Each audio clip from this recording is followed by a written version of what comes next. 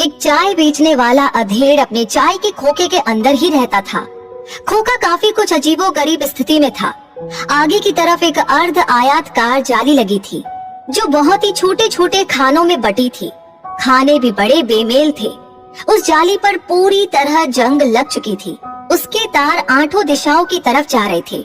बाकी कुछ जो खुले हुए छोर थे, चाय वाले ने जाली के खानों में ही उन्हें उमेट रखा था। उसी जाली को काटकर चाय देने और पैसे लेने के लिए छोटी सी खिड़की बना रखी थी। वहाँ पर एक टूटी बेंच जिसमें लंबी लंबी दरारें पड़ी थी। उसी पर चाय वाले के स्थायी ग्राहक, जो अखबार बांटने वाले, तरह तरह की दुकानों पर सामान पहुँचाने वाले, तरह तरह के वेंडर होते थे। बड़े इत्मीनान से बैठकर सुकून से चाय के कश लगाते थे और गपशप करते थे। खोखे के बाईं तरफ एक मोटी स्टील की जाली लगी थी। शायद वो उसे कहीं कबाड़ में से उठा लाया था। स्टील की जाली की प्रत्येक इकाई चतुष्कोणीय थी। उस अधेड़ के लिए ये स्टील की चतुष्कोणीय जाली एक पक्के मकान की दीवार से कम न थी।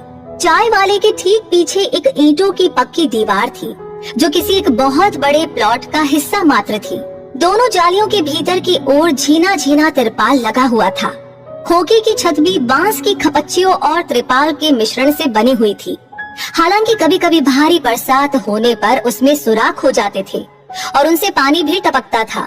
वस्तुतः यही खोखा उसका घर था, क्योंकि वो 24 घंटे इसी में रहता था। उसके हाथ बहुत मजबूत थे। खोखे का निर्माण करके शायद भगवान कुबेर ने उसको शक्ति ही दी हो, जिससे खोखा कई सालों से स्थिर था। चाय वाले की उम्र लगभग 65 थी, लेकिन दांत स्पष्ट नजर आते थे। एकदम दूधिया, गाल अंदर की तरफ घुसे हुए थे। उभरा हुआ माथा जिस पर तरंगमयी रेखाएं साफ साफ दिखाई देती थी, लेकिन पूरा चेहरा एक रहस्यमयी प्रकाश से चमकता रहता था। ठोडी आगे की ओर निकली हुई थी। शरीर पर एक मैली कुचैली टी शर्ट ही नजर आती थी। बाकी चेहरे और हाथों का रंग श्याम था। तनिक नुकीली नाक और ऊपरी होंठ के बीच पतली और भूरी रेखा थी जो शायद उसकी मूछें थी। बाल लगभग काले थे।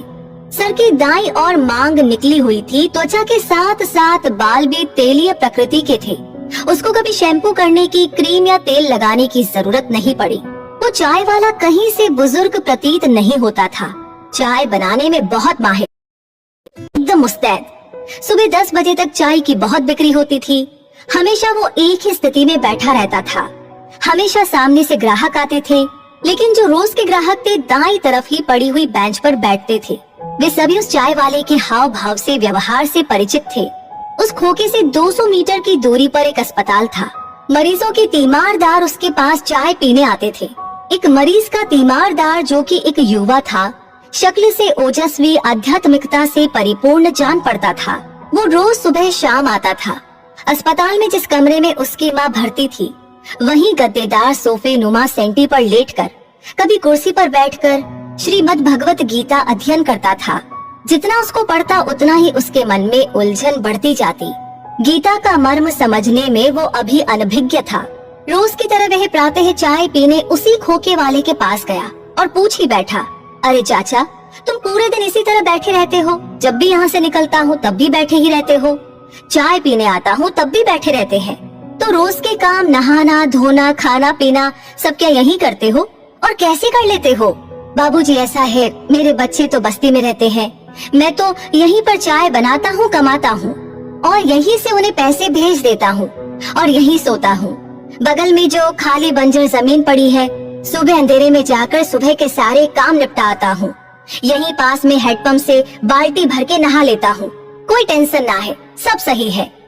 लेकिन बाबा, तुम हर टाइम ऐसे ही बैठे क्यों रहते हो? युवक ने जाली को पार करते हुए निगाहों से उसकी आंखों में उतर जाने की कोशिश की। बाबूजी, तनिक इत्ते आओ। दाईं तरफ खाली जगह की तरफ इशारा करते हुए उस अधेड़ ने कहा। जैसे ही उस नवयुवक ने चाय वाले को बैठे हुए देखा, उसको अंदर तक झकझोर देने वाला झटका लगा। सांस वहीं पर अटक गई जहाँ थी। उस युवक को ऐसा लगा कि वो बिना शरीर के वहीं पर खड़ा हुआ है। उसे लगा कि उसका पूरा शरीर पारदर्शी हो गया। उसके होश उड़ गए। उस अधेड़ चाय वाले व्यक्ति के बहुत ही छोटे पांव थे, जो स्टूल के नीचे लगभग थोड़े से लटके रहते थे।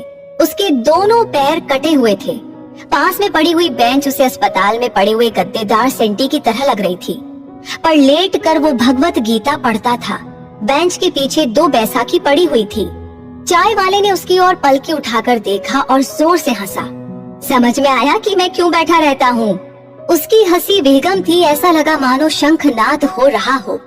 शायद उसी पल उस व्यक्ति को लगा कि उसका शरीर बेजान हुआ जा रहा है, किंतु अगले पल फिर उसमें नव ऊर्जा का प्रवेश हुआ। उसे एक पल के लिए ऐसा लगा मानो उसकी आत्मा निकल गई और पुनः उसमें वापस आ गई।